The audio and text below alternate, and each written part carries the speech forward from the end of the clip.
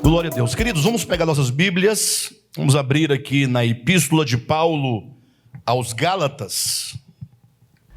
E eu quero ler com os irmãos, aqui no capítulo 4, a partir do versículo 21. Diz assim o texto bíblico: Dizei-me vós, os que quereis estar sob a lei, acaso não ouvis a lei? Pois está escrito que Abraão teve 2 filhos, um da mulher escrava, outro da livre. Mas o da escrava, o filho da escrava, nasceu segundo a carne. O filho da livre nasceu mediante a promessa. Estas coisas são alegóricas, porque estas mulheres são 2 alianças. Uma, na verdade, se refere ao Monte Sinai, que gera para a escravidão. Esta é Agar.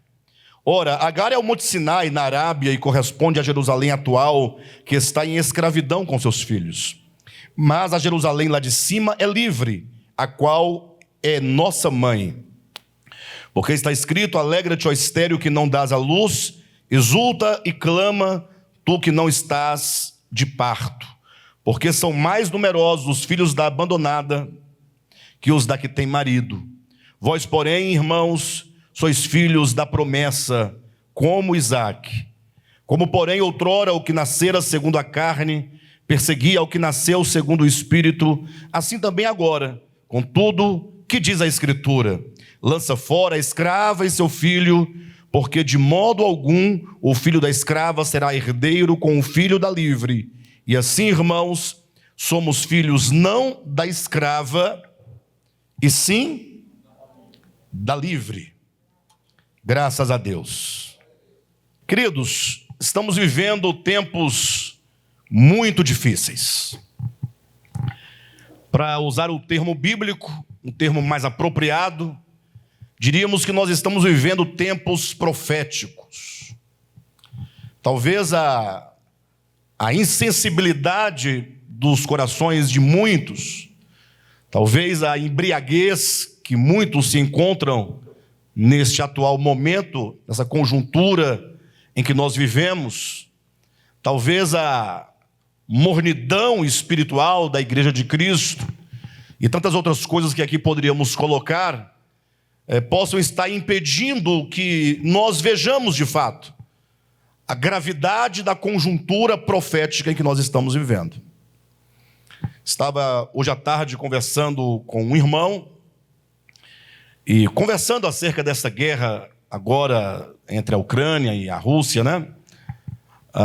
Eu sei que a maioria das pessoas vão sempre dizer: não, pastor, mas veja, a guerra sempre houve, né?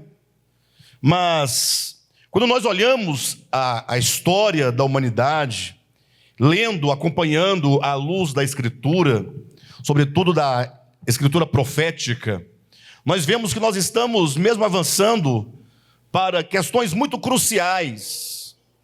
Não é verdade que sempre houve guerra no mundo, isso é verdade. Mas quando Jesus fala que nós ouviríamos falar de guerras e de rumores de guerras, ele certamente está falando de que as guerras não somente já existiam, mas elas tenderiam a acontecer no mundo de uma maneira cada vez mais rápida e cada vez envolvendo mais e mais nações. Eu sei que cada um de vocês aqui acompanha noticiários, eu sei que muitos de vocês sabem muito acerca dessa guerra atual, mas quando nós olhamos para uma profecia muito específica, ali de Ezequiel capítulo 38, lógico, logo eu direi para os irmãos qual é o meu parecer acerca disso, mas lá fala de uma guerra dos povos do norte, Gog e Magog, contra Israel, né? A maioria dos estudiosos concordam, acreditam que essa grande batalha anunciada em Ezequiel capítulo 38 será uma guerra ali dos países do norte de Israel, né, abrangendo a Rússia e outros países, contra a nação de Israel. Confesso aos irmãos que eu vejo um pouquinho diferente, né? Talvez esse texto que nós lemos possa elucidar alguma coisa nesse sentido. Mas o que eu percebo é que quando nós transitamos do Antigo para o Novo Testamento, a nossa visão precisa também transitar observando quais são as mudanças que acontecem no eixo da história à luz de Deus. Ou seja, se até então, nas páginas do Antigo Testamento, prevalecia as coisas mais concretas, mais imediatas e históricas, no sentido literal, quando falava de Israel, quando falava das batalhas contra Israel, acontece que quando nós transitamos para o Novo Testamento, tudo isso ganha uma dimensão simbólico-profética. Ou seja, se no Antigo Testamento havia um templo, chamado a casa de Deus, quando você transita para o Novo Testamento, a sua visão tem que alterar para que você agora consiga ver o templo espiritual de Deus. Ou seja, continua havendo o templo de Deus, mas agora numa natureza e numa dimensão metafísica, além do físico, além do geográfico. Agora o corpo de Cristo é místico, é espiritual, formado por pessoas vivas e não simplesmente por blocos de tijolo ou de pedra ou de qualquer coisa que seja. Então veja que na transição altera-se ou eleva-se a consciência e a percepção do material para o espiritual. O mesmo acontece com os sacrifícios lá do Antigo Testamento. Ou seja, Jesus é o Cordeiro Pascal que foi imolado por nós. Daí os irmãos percebem que aquilo que era sombra, figura e era visto no sentido literal nas páginas do Antigo Testamento, agora se torna um cordeiro espiritual. É o próprio Jesus que morreu na cruz. Não é isso que acontece? Então, semelhantemente, o que outrora era chamado de Israel no Antigo Testamento, agora é um Israel muito mais abrangente, porque é um Israel espiritual. Ou seja, falar que você faz parte do povo de Israel nos tempos do Antigo Testamento, era perguntar se você tinha nascido de Abraão, de Isaac, de Jacó, se você era circuncidado, etc. Hoje em dia, perguntar se você faz parte do Israel de Deus é o mesmo que perguntar se você, embora não seja judeu, não seja hebreu, não seja israelita, mas é perguntar se você faz parte das promessas que Deus colocou sobre Abraão. É perguntar se você foi inserido, neste povo chamado por Deus. Se você, como um ramo de uma oliveira brava, foi enxertado na oliveira verdadeira. Ou seja, tudo se altera. Então, o Israel que deve ser pensado e percebido e entendido nas páginas do Novo Testamento é sempre um Israel espiritual. Consequentemente, todos os inimigos de Israel no Antigo Testamento são também agora inimigos espirituais. Ou seja, essa grande batalha final de Gog e Magog contra o povo de Deus, isso vai acontecer muito em breve. Nós estamos caminhando não para um desfecho em que as nações se reunirão contra uma nação chamada hoje de Israel, mas estamos caminhando para um tempo em que todos os homens maus e perversos, porque o problema do pecado, o pecado está amadurecendo e está ganhando forte consistência na humanidade, de modo então que logo virá a apostasia, o período em que aqueles que são de fato maus hão de se revelar e de se mostrar como tais.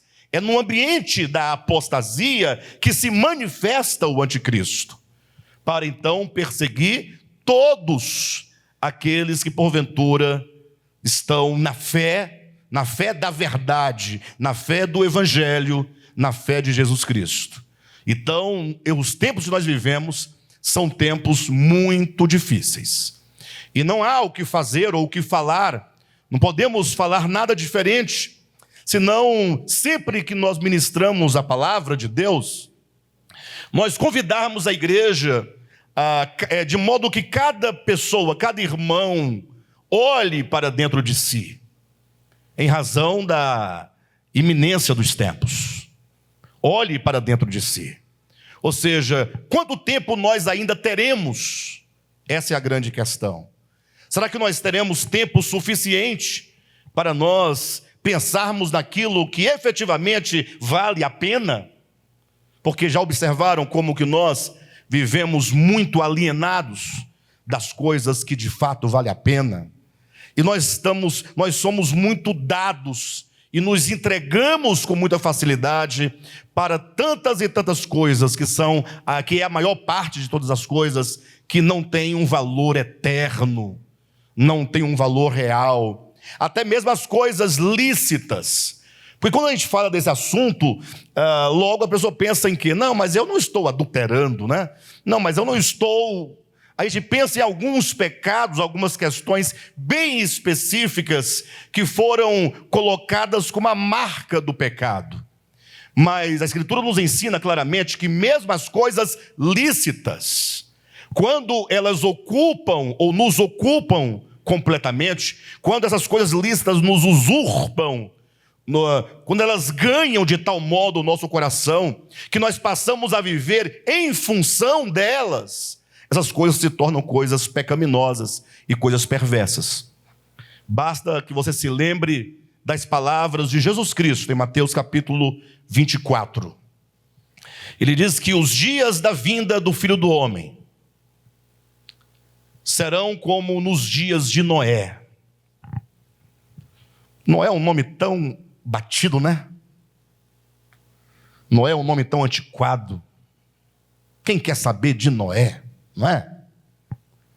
Noé viveu lá no início da história humana, nem sabe lá se ele existiu de fato. Ouvimos esse nome e nós ignoramos completamente. Mas pare um pouco e ouça as palavras de Jesus. Os dias da vinda do Filho do Homem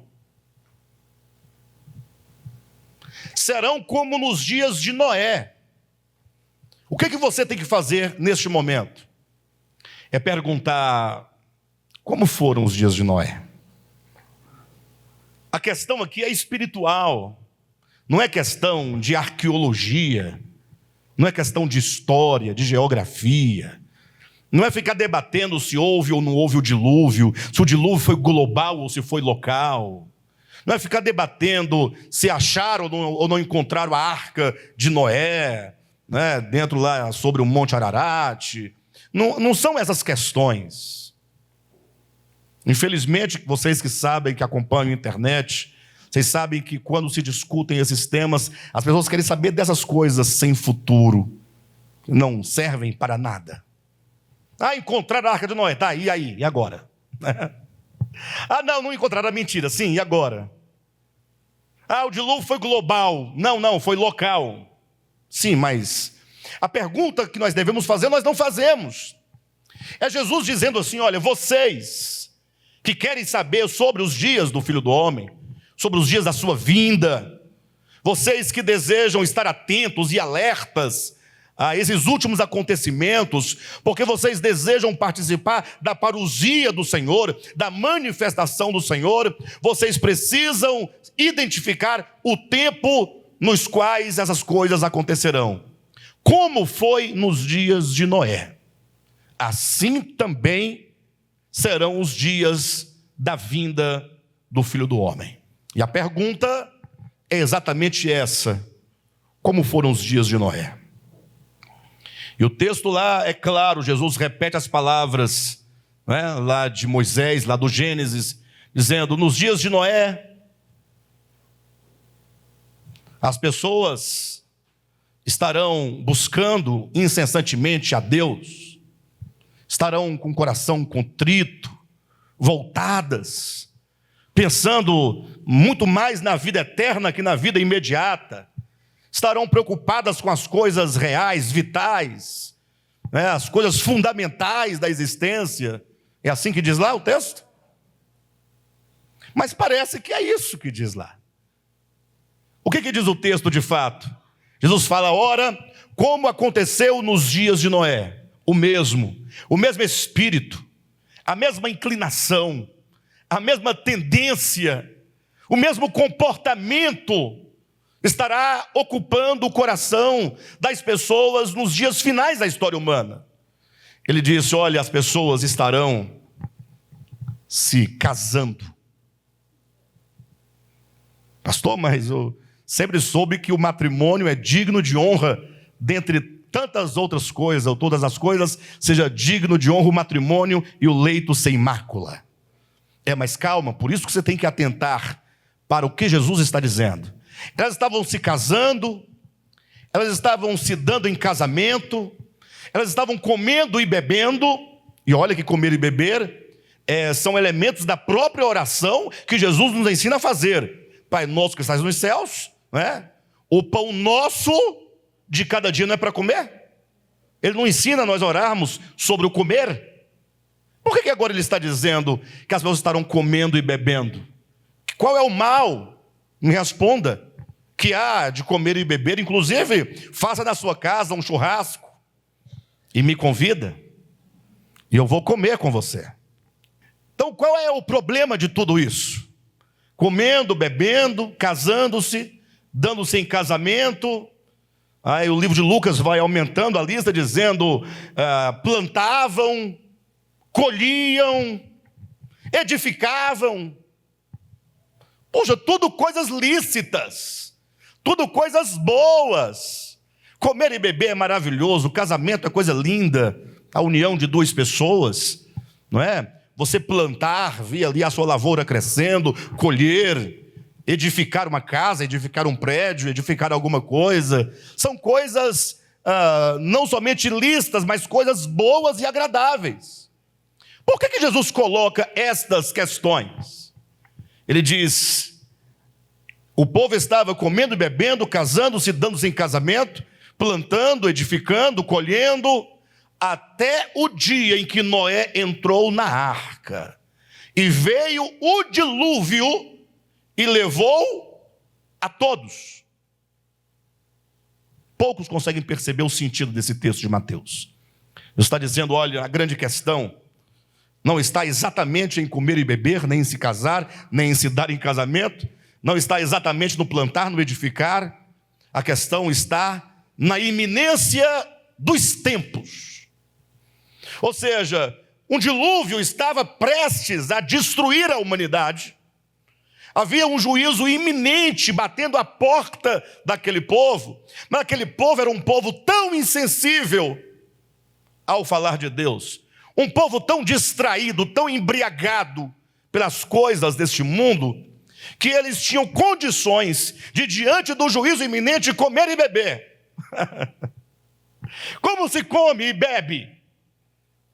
Como você é capaz de ter prazer, se assentar à mesa, gozar, desfrutar, diante do juízo iminente? Se porventura você soubesse de hoje para amanhã que você só tem mais 12 horas de vida, você não iria comer. A sua fome passaria. Você poderia ter todo o mantimento, alimento, coisas gostosas, guloseimas, como diria o pastor Josué, mas você estaria tão quebrantado, tão contrito, tão humilhado, ali tão voltado para a eternidade, que você faria um verdadeiro jejum. Porque o jejum é exatamente isso. O jejum é uma demonstração, ou melhor, é a manifestação de uma tristeza tão profunda, de um quebrantamento tão profundo, que por aquilo que você está vivendo, de tamanha angústia, de tamanha, você então se lança de tal maneira em busca de Deus, se agarra de tal modo a Deus, que a comida não faz sentido naquele momento. Pode fazer a melhor comida do mundo, não é que você falou: agora eu vou jejuar. Não, não é jejuar.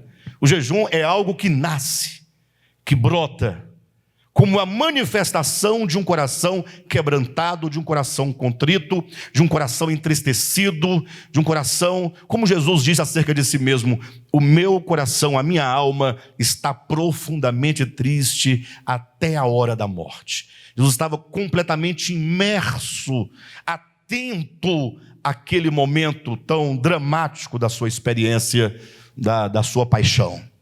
Então, Jesus está dizendo que o juízo chegando, batendo a porta, e as pessoas não percebiam que dentro de poucos dias, toda aquela civilização seria levada pelo juízo. A maioria dos cristãos entendem esse texto de Mateus como sendo, então estarão dois numa casa, um será tomado, deixado outro, né? Estarão duas no moinho, uma será tomada e deixada a outra. Geralmente se entende a teologia tradicional, sobretudo pentecostal, né? Entende isso como arrebatamento. Um será tomado, eles dizem arrebatado, e o outro vai ficar aí para sofrer aqui na terra.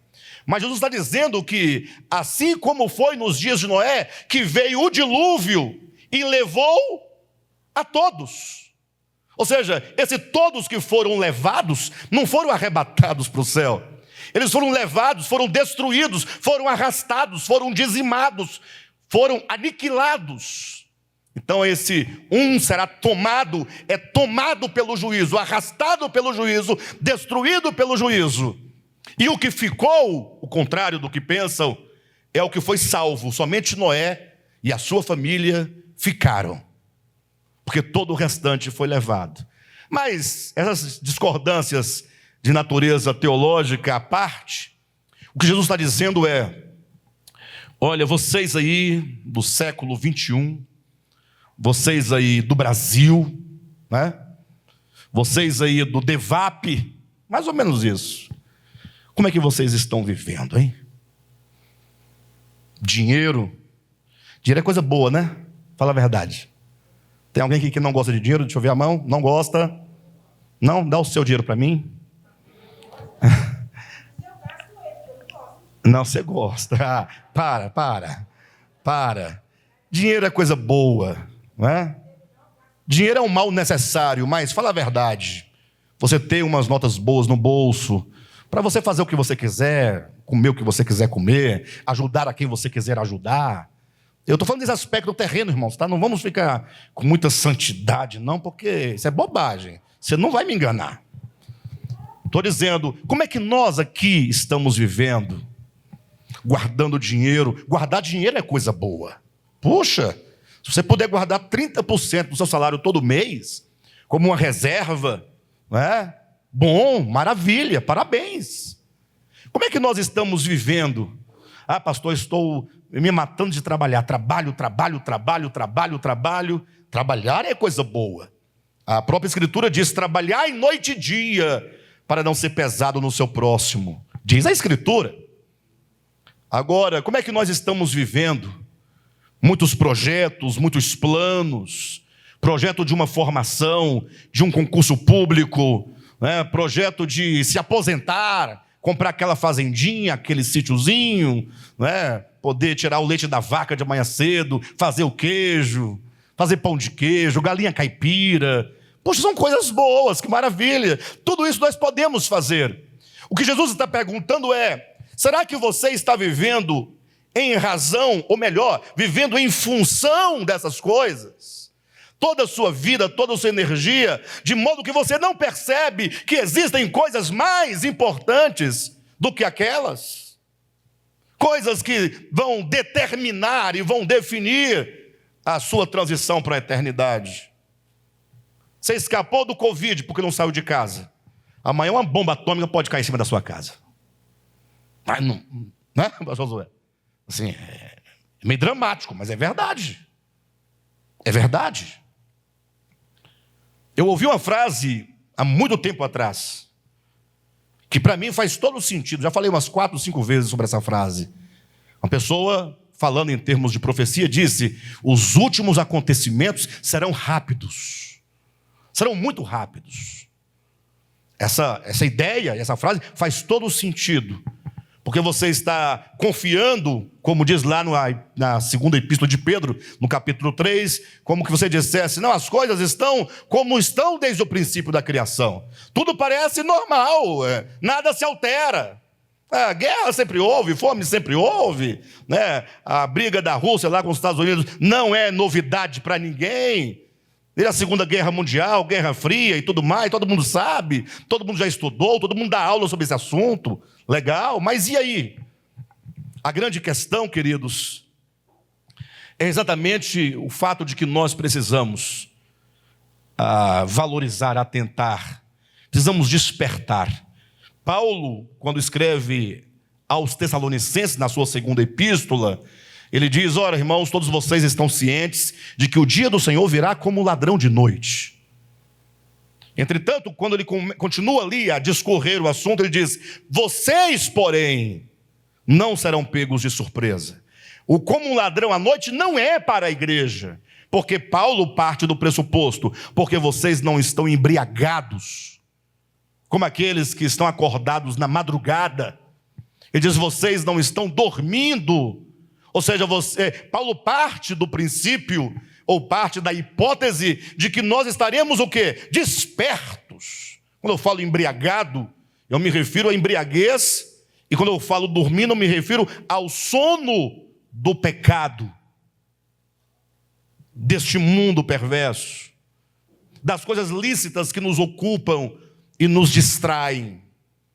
Quando Jesus disse que os dias da vinda do Filho do Homem seriam como os dias de Noé, ele está dizendo: você talvez esteja preocupado com tantas coisas, está esquecendo do principal. Mesmo as coisas boas e lícitas, elas podem ser o grande vilão na sua experiência. Pastor, e agora? O que fazer diante disso? É você parar um pouco.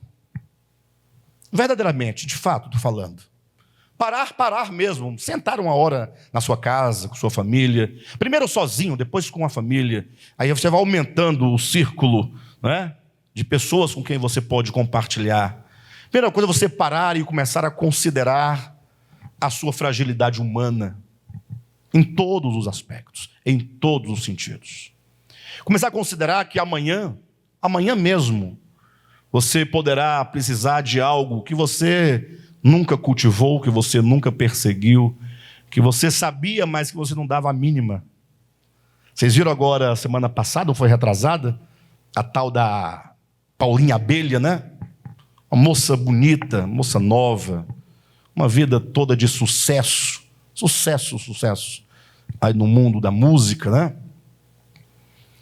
De repente, passou mal, foi para o hospital. Aí descobriu lá que estava com um problema no cérebro, depois não era mais cérebro. Pronto, morreu de rins. No prazo de 2 semanas, a pessoa que estava no palco, cheia de luzes, ou sob as luzes, né, do palco, agora não está mais. Acabou. Então é preciso que nós nos humanizemos mais e comecemos a pensar sobre as coisas essenciais. Não pare de comer e beber, não pare de dançar, não pare de se divertir, não pare de construir, mas coloque todas essas coisas no segundo plano, abaixo daquilo que é mais importante. Jesus disse: buscai, pois, em primeiro lugar o reino de Deus e as demais coisas. Coloque isso definitivamente no teu coração. Só existem 2 coisas segundo Deus: o reino de Deus no primeiro plano, e depois seguem as demais coisas. As demais coisas é qualquer outra coisa que não seja o reino de Deus. Pastor, mas e aí? E aí? E a mensagem de hoje, né? A mensagem de hoje que é em Gálatas capítulo 4, né? Qual a relação de tudo isso? É que quando nós vamos pensar acerca da nossa vida, nós precisamos de ter um norte, ter um horizonte. Você não pode ficar pensando vagamente, vai dormir e depois não pensou nada, não refletiu nada. Temos que pensar que os tempos que nós vivemos também, não somente são tempos proféticos que nos levam à reflexão, mas são tempos de muita graça. Muita graça. Você não sabe que tempo você está vivendo de tanta graça, de tanta bondade divina, de tanta misericórdia divina.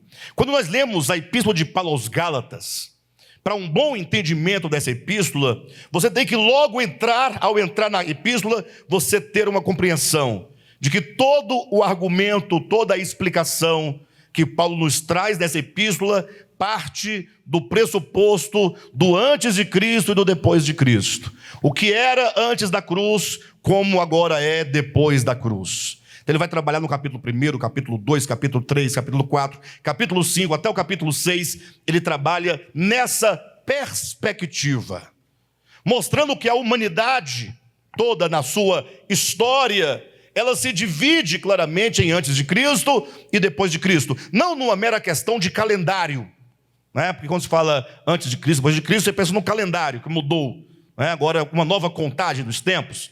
Não, Paulo está dizendo o seguinte, que antes de Cristo, toda a humanidade vivia um período de menoridade.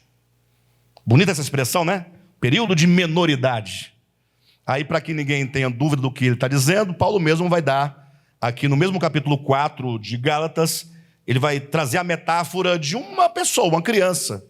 Ele fala de um filho herdeiro. Ou seja, se é um filho herdeiro, ele tem um pai rico, né? Então, um pai que tem um filho. Esse filho é herdeiro do seu pai, mas esse filho, embora ele seja herdeiro, preste atenção, embora seja dono de toda a propriedade que pertence ao pai, o fato de ele ser menor lhe priva do direito de administrar e de gastar e de usufruir de toda a riqueza do pai.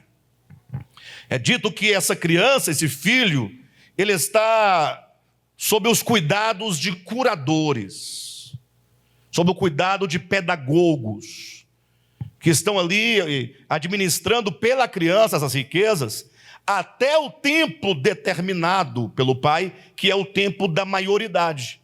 Quando a criança atinge a maioridade, ela agora se liberta de tudo aquilo que a limitava.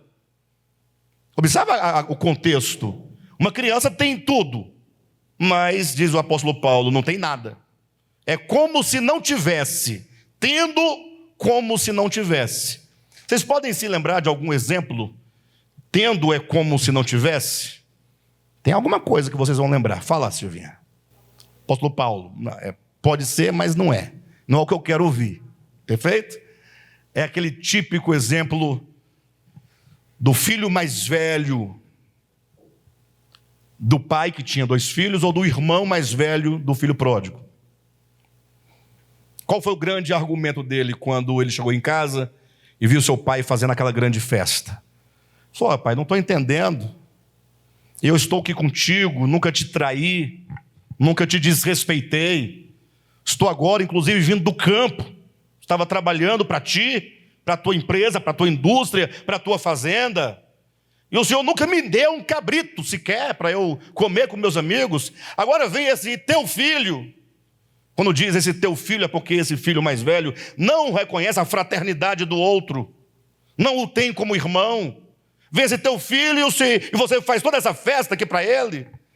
Aí o pai do filho pródigo, que é o pai do filho mais velho, fala: poxa, meu filho, tudo isso aqui é seu. Você sempre esteve aqui, sempre esteve à sua disposição. Ou seja, esse filho mais velho tinha tudo, mas não tinha nada. Por quê? Porque, espiritualmente falando, ele vivia uma vida espiritual de menoridade. Sendo o senhor de tudo, não usufruía, não podia gastar, consumir, desfrutar daquela riqueza. Voltando para o exemplo de Paulo, ele diz: a criança, enquanto menor, em nada difere de um escravo, embora seja ele senhor de tudo. Esse período que Paulo chama de o período da menoridade, é um período que as pessoas eram herdeiras, os homens eram herdeiros de Deus, é verdade. Havia toda uma graça divina, uma riqueza divina a ser experimentada, a ser usada, mas o período da menoridade não lhes permitiam isso. Paulo diz: mas vindo a dispensação da plenitude do tempo, Deus enviou o seu Filho, nascido de mulher, nascido sob a lei, a fim de nos resgatar da maldição da lei, para que nos fizéssemos ocupar definitivamente a posição de filhos de Deus. Ou seja, Cristo inaugura um novo tempo de muita graça, um tempo de muita liberdade, em que você pode, porque a humanidade alcança a sua maturidade na cruz de Cristo, você pode agora chegar a atingir e a alcançar o alvo para o qual você foi criado. Os diante de Cristo tinham lá, tinha Moisés, tinha a lei, tinha os profetas, né? Tinha o tabernáculo, tinha as ofertas, mas eles estavam assim como que tentando enxergar alguma coisa, sem compreender o significado das coisas. Mas você não, você está vivendo num tempo em que as coisas já foram clarificadas, o Evangelho lançou luz sobre todas as coisas. Você então está vivendo num tempo áureo. Esse tempo que vivemos, ele de um lado, negativamente falando, são tempos proféticos de muita dor, de muita angústia. Mas por outro lado, vivemos nós também num tempo de muito privilégio. Privilégio em todos os sentidos que você puder imaginar. Paulo então falando acerca da necessidade que nós temos de nos assumir como filhos de Deus. A ideia da carta é: você precisa compreender quem é o seu pai, compreender quem é Deus, e se aproximar dele como pai gracioso, um homem rico, abundante, em quem você encontra tudo o que você precisa para a sua satisfação, para a sua completação, para a sua felicidade. Mas não entenda completação, felicidade, como as coisas mesquinhas que nós aqui julgamos ser a bem-aventurança. Não, ele está falando de uma plenificação interior, que te eleva a um nível de paz interior, a um nível de compreensão acerca de quem é Deus, acerca de quem você é, acerca de quem é o seu próximo, de todas as coisas boas que vão nos aperfeiçoando, que vão nos fazendo evoluir, crescer, expandir a consciência. E quanto mais isso acontece, mais você vai sentindo o gozo, a alegria da salvação de Deus dentro de você. Mas não é a alegria daquela salvação, não vou mais para o inferno, agora eu vou para o céu. Eu estou feliz porque eu não vou para o inferno, vou para o céu. Para de bobagem. É a alegria da autorrealização, da realização que se opera dentro de você, por meio do Cristo divino que habita dentro de você. Paulo usa várias metáforas para explicar essa necessidade que nós temos de ascender ao degrau da nossa posição de filhos. Essa carta aos Gálatas é para dizer assim: olha, vocês todos que estão aí cuidando de porcos, que estão aí fora da casa do Pai, distantes, olha como você está vivendo. Olha, você é herdeiro. O seu pai é o Pai celestial, bondoso, misericordioso. Mas olha a sua situação. Essa carta poderia ser carta ao filho pródigo, no sentido de falar assim: olha, você precisa em algum momento lembrar-se de algumas coisas. Primeiro, se lembrar do seu pai. Segundo, se lembrar da casa do pai. Terceiro, você tem que se lembrar de quão bom é viver na casa do pai. Quão prazeroso. Porque esse filho, quando sai de casa, ele vai em busca de quê? De liberdade. Mas só agora, na escravidão dos seus próprios pecados, na escravidão sob o senhorio daquele dono de porcos, é que ele descobre que a verdadeira liberdade só está mesmo na casa do Pai, e não onde ele achava que poderia estar. É porque nós confundimos o conceito de liberdade. Nós queremos ser livres, mas é no sentido de querermos nos tornar escravos das nossas próprias paixões. Nós achamos que se podemos fazer qualquer coisa, então é porque nós somos livres. Não! Você, na verdade, pode fazer qualquer coisa segundo os ditames e as correntes e as algemas que a sua carne te obriga a realizar. E você muitas vezes não pode dizer não à carne, porque ela está ali como um feitor, como um senhor te escravizando naquela condição.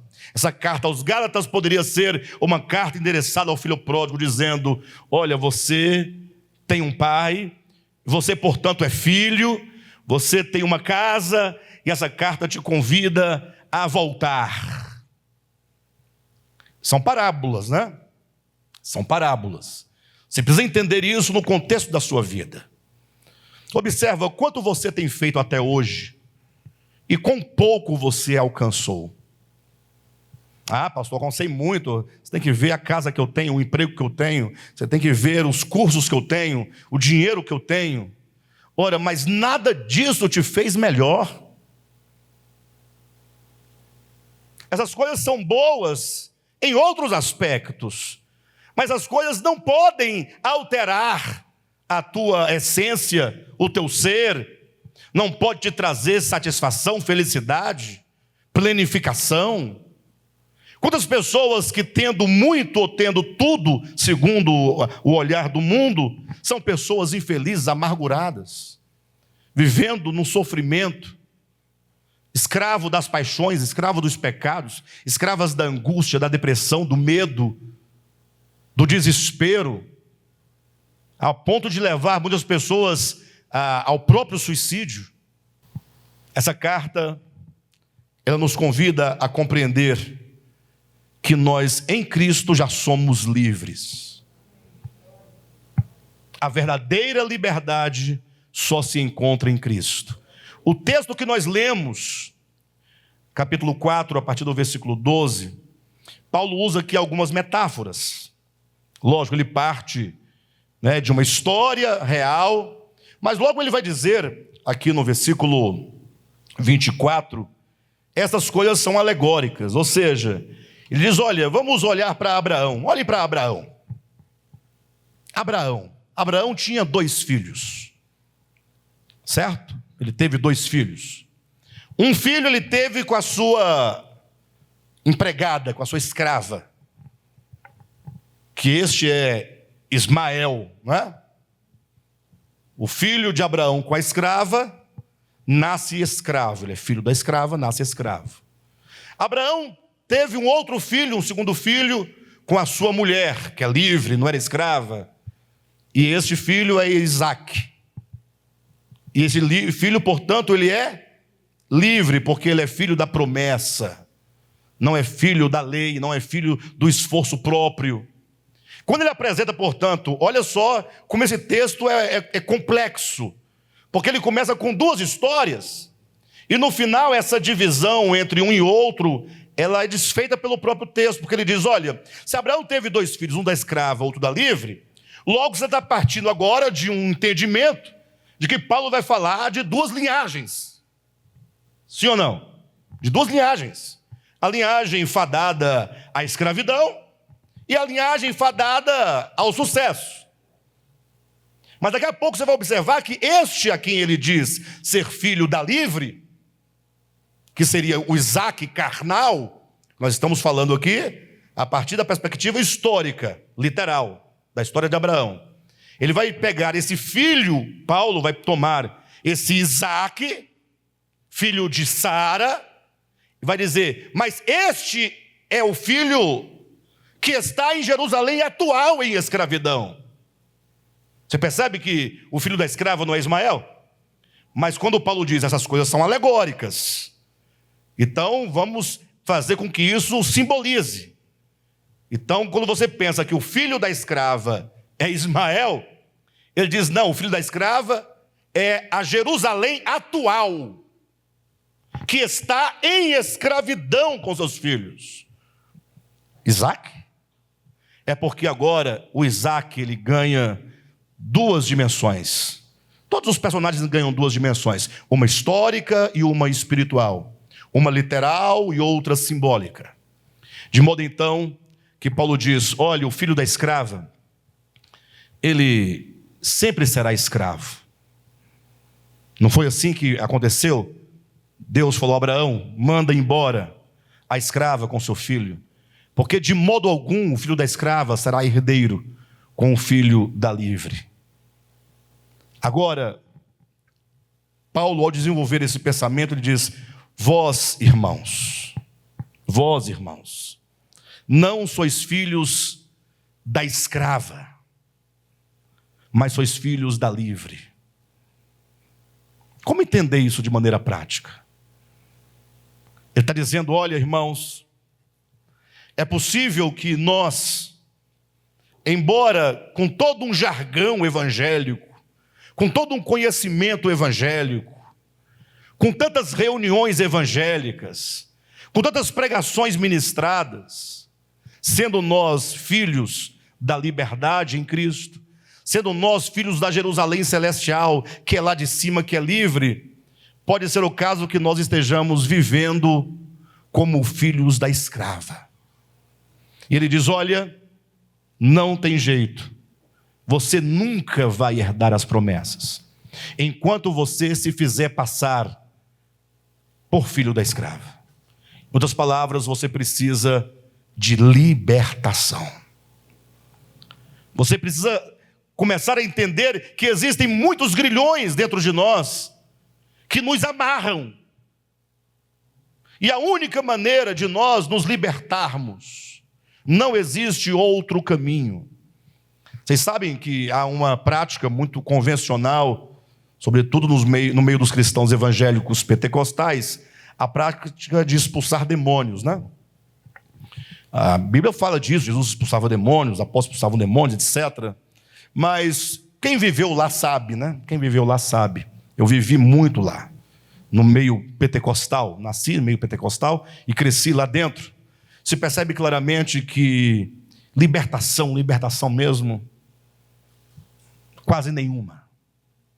Tirando os 99% dos endemoniados, que nunca foram endemoniados, coisa nenhuma. Eles eram escravos ali de uma mente débil, precisavam de ajuda, de orientação. Sai daí, camarada, levanta, toma um banho, bora, reage, vamos arrumar um emprego, vamos endireitar a vida. O camarada está com a vida tão ruim que ele quer nem que seja aparecer na igreja lá, gritando.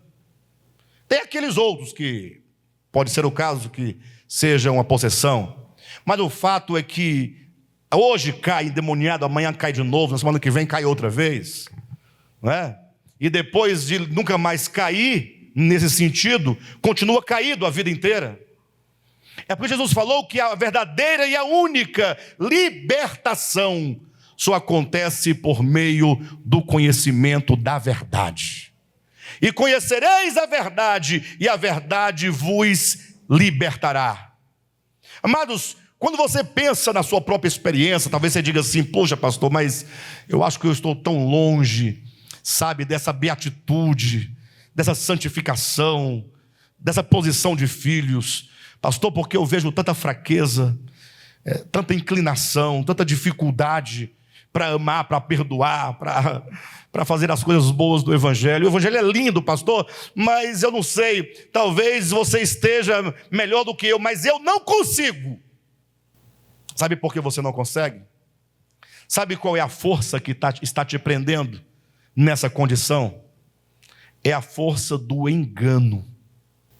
Ou seja, se você conhecer a verdade, a chave que abre as cadeias do pecado que te prende, a chave que abre toda a cadeia de opressão, de angústia, é o conhecimento da verdade, é a verdade de Deus. Pastor, e o que é a verdade de Deus? A verdade de Deus é a verdade que Ele tem, que Ele fala, que Ele declara acerca de você. Você foi criado à imagem e semelhança de Deus. Ou seja, se existe alguma coisa real dentro de você, é o próprio Deus. Essa é a única realidade que existe. O problema é que você está enganado, porque te disseram que você estava longe de Deus, que Deus não habitava o teu ser, que você não tinha mais condições nenhuma. E tudo isso são palavras que vão fazendo você acreditar no engano. Ao passo que Deus diz: filho, se você entender que você é filho, que você tem um pai, que você pode alcançar a posição de filho, é só você começar agora a dar a devida atenção àquilo que eu, no caso Deus, diz acerca de você. Você foi criado à imagem de Deus. Tem uma canção muito linda, já a mencionei aqui em algumas ministrações, é de um cantor católico, não sei se eu não vou me recordar o nome dele agora, neste momento, mas Valmir Alencar é o nome dele. Ele diz uma canção assim: olha, se alguém duvidar de ti, dizendo que não amas, e pelos erros teus julgar o teu viver, aí ele diz: não desanimes, não desanimes, Deus vê o seu coração. A música começa dizendo de pessoas que duvidam de você, que chancelam você, isso vai se sedimentando na sua alma, e você vai confessando essas coisas perversas, e vai confessando essas mentiras, e daqui a pouco você está no emaranhado de mentira, julgando ser aquilo que Deus não disse que você é. Quem disse foi o diabo. E então a canção, ela continua, não vou me recordar toda a canção, mas num dado momento o autor da canção, diz que, na verdade, o que há de verdadeiro dentro de você é o próprio Deus, é o amor de Deus. E, portanto, amar para quem tem o próprio Deus, que é amor dentro de si, é a coisa mais natural possível. Ou seja, se você pensa que o amar é o impossível, na verdade o amar é o natural. O que é ser filho da livre? É você ser livre de toda força externa ou psicológica que procura te aprisionar em qualquer sentido, em qualquer aspecto da sua vida humana. É lógico que as pessoas, elas preferem entregar a condução das suas vidas a terceiros. É tão fácil você... eu ouvi, inclusive, a semana passada, uma pessoa falou assim: olha, você é o responsável pela alma do fulano. Eu falei: eu? Responsável? Não pode ser. Não faz sentido. Olha que as pessoas, elas preferem dizer assim: olha, quem manda em mim é o pastor. O pastor que tem que determinar, que tem que mandar, que tem que acontecer, porque assim ela tira de si toda a responsabilidade. Ela se escraviza num sistema religioso, ela se escraviza numa doutrina, num dogma, porque me parece que a escravidão é uma espécie de uma prancha em alto mar. Você está naufragando, ao invés de você começar a nadar e fazer alguma coisa, não, você se apoia ali e fala: pronto, agora eu estou seguro. Aqui eu não largo, aqui é o meu porto, é onde eu posso viver, sobreviver. Ou seja, a escravidão tira de você a sua responsabilidade. Ser livre é você se entender como um filho de Deus, compreendendo a Deus, compreendendo a Escritura, compreendendo o próximo, e você começar a partir de então a tomar todas as decisões da sua vida, sobretudo as decisões que se referem a Deus. O que é ser filho da escrava? É você viver sob escravidão, conferindo os seus fracassos aos outros, aos acontecimentos, à igreja, ao governo,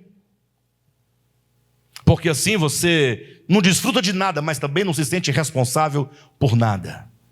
A liberdade para a qual Deus nos convida é a liberdade de uma vida em maioridade. Mas não é a maioridade nem dos tempos, nem a sua própria de 18, 21 anos, mas é a maioridade, é a maturidade da sua consciência, do seu coração. Nós teremos ganho muito se vocês e todos nós, ao sairmos daqui, sairmos pensando: eu preciso retomar as rédeas da minha vida.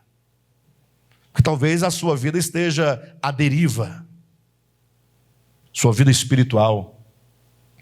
Problema no casamento, chama quem?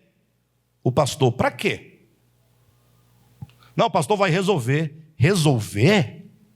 Você já viu o pastor resolver a vida de alguém? Se o pastor foi da sua casa e a sua vida resolveu, não foi ele, foram vocês, marido e esposa, que decidiram ouvir os bons conselhos das Escrituras, ouvir o que diz o Evangelho. Porque se Deus resolvesse problemas de casamento, vamos colocar deste modo, não haveria casamento falido. Sim ou não? Ah, pastor, ore para Deus restaurar o meu casamento. Como?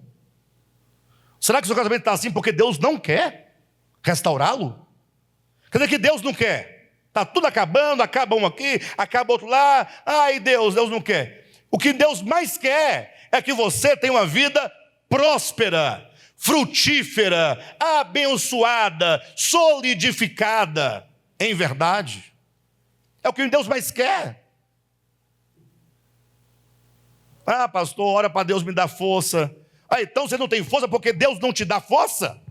Eu tenho que ficar pedindo, Senhor, ajuda lá, Pai, dá força. Deus, agora eu não sei, calma. Estou envolvido com outras coisas. Vou pensar se eu dou ou não forças para aquela pessoa. Veja que tipo de evangelho que nós recebemos. Tudo é responsabilidade de Deus. E como nada está acontecendo, esse Deus está igual o Deus de Baal, né? Ou melhor, está igual os profetas de Baal, quando diziam a Elias, né? Não, melhor, é o contrário. Está igual o Deus Baal, quando Elias dizia para eles, orem mais alto, pode dizer que ele esteja viajando, ou esteja dormindo. A impressão que dá é essa. Tem pessoas, inclusive ateus, que falam assim, olha, o problema de vocês, crentes, é que vocês não desconfiam que vocês estão orando para o vazio, porque vocês oram, pedem e nada acontece. Ou seja, se você está pedindo, diz que Deus é bom, é misericordioso e nada acontece, então esse Deus ele só pode não existir. E ele está certo no argumento. Agora, se você entender que você é quem tem que se apropriar do Evangelho, é você que tem que comer o Evangelho, entender o Evangelho, para que esse Evangelho se torne espírito e vida dentro de você. O que é espírito e vida? É uma coisa estranha que você não tem e vai passar a ter? Não, é quando o Evangelho se torna um só com a sua própria carne, com o seu próprio espírito, com o seu próprio coração. Quando você come o Evangelho, você absorve o Evangelho, e você então se mistura tanto ao Evangelho na sua mente, no seu coração, nas suas vontades, nas suas emoções, que o Evangelho se torna uma coisa só. O Evangelho se torna espírito. O Evangelho se faz carne em você. É o momento em que o verbo se faz carne na sua própria existência. Quando você assim faz, se apropriando das palavras de Jesus Cristo, aí você percebe que a solução sempre esteve na sua mão. Sempre esteve aí. Pastor, mas e agora? Eu peço ou não peço para Deus restaurar o casamento? Não. É bobagem e perda de tempo. Ué, então está tudo acabado? Não. Comece a pôr em prática o que Jesus ensinou. Não há espaço para divórcio, para separação, para contenda, para inimizade, onde existir ali o Evangelho de Jesus Cristo, que liberta as pessoas. E nesse sentido, foi Ele próprio quem te libertou. Mas Ele não o fará sem que você abra a porta do coração e diga, Senhor, pode entrar dentro do meu coração. Eu não estou dizendo que Deus não liberta, quem liberta é você próprio. Não, é Deus quem liberta. Quando você toma posse, se apropria da graça divina, de todo o poder divino, da palavra divina, a sua vida começa a mudar. A sua vida começa a mudar. Eu digo isso porque eu mesmo, como todos vocês, né, já passei e ainda passo, mas passei muito por altos e baixos na vida cristã. A minha vida andou um pouco reta, direita, aparentemente forte, quando eu não compreendia muitas coisas. Quando eu comecei a compreender, a vida começou a balançar. Vai de um lado, vai de outro, vai acabar tudo, vai destruir tudo. Até que Deus abriu o meu entendimento para que eu visse exatamente onde estava o problema. Então, hoje você pode simplesmente fazer como diz o apóstolo Paulo. Se nós somos filhos da graça, se somos filhos da livre, se somos filhos da promessa, por que nós não nos apropriamos dessas coisas? Por que não viver livres em Cristo Jesus? Por que não se libertar de todos os feitores? Por que não nos libertar de todos os guias externos que ficam te conduzindo de uma ideologia para outra ideologia? Hoje defende isso, amanhã defende aquilo outro, né? Tudo manipulado, né? Para que você possa sustentar o império daquela pessoa que te oprime, que te escraviza. Não, queridos, vamos dar o testemunho para o mundo de que o Evangelho é o poder de Deus para a libertação de todo aquele que crer. E esta mensagem é, portanto, um apelo para que você possa tomar uma direção na sua vida, tomar um novo rumo na sua vida. Quem sabe você possa ir para casa hoje pensando seriamente em receber a Jesus como teu Senhor e como teu Salvador pessoal. Não como um gesto de mão, não vindo à frente, mas de repente você descobriu, puxa, eu fui um religioso minha vida toda, eu fui um crente a vida toda, um evangélico no sentido pejorativo, histórico da palavra, mas hoje eu quero receber a Cristo, essa liberdade que é Cristo, receber esse evangelho. Eu quero ser governado pelo evangelho, eu quero comer o evangelho, eu quero viver o evangelho, eu quero expressar o evangelho, crendo que de fato a única verdade é o evangelho de Jesus. Não creia nas tuas fraquezas, não creia nos teus pecados, não creia em nada que não seja essencial dentro de você. O que é essencial é o próprio Logos, é o próprio Cristo dentro de cada um de nós. Só Ele é real. Por isso que é dito, conhecereis a verdade vos libertará, e se pois o Filho, que é a verdade, vos libertar, verdadeiramente sereis livres. Vamos em busca dessa liberdade, queridos? Hein? Vamos sair desse Egito velho? Essa Babilônia velha? Que tal? Vamos ser uma igreja forte, poderosa no Espírito Santo, uma expressão de Cristo sobre a terra. Tudo depende da resposta que você dar a Deus, da resposta que você dá a Deus baseado nessa palavra. Amém?